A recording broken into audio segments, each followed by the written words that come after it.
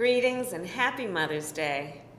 So my mother, Shamala Gopalan, well, she had two goals in her life: to raise her two daughters and end breast cancer. She was a breast cancer researcher, and she worked very long hours in that lab.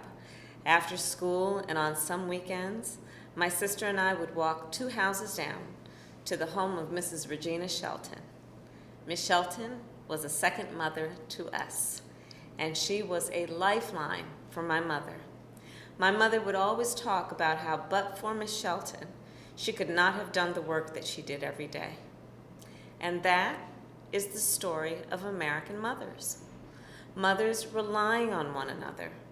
Mothers relying on their communities for childcare, for companionship, to help carry the load.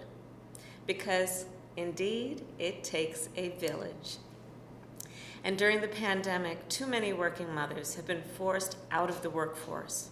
Too often because they did not have the support that they need, that they deserve. President Joe Biden and I are determined to change that. We have already cut taxes for families with children and made a historic investment to give families and child care providers some relief. And we are just getting started.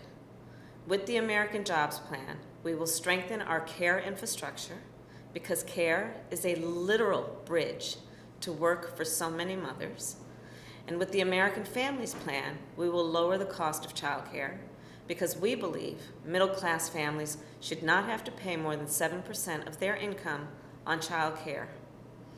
You know, I can still remember my mother sitting at the kitchen table late at night, trying to make it all work. And somehow, she always found a way. This past year, I've met so many mothers like her.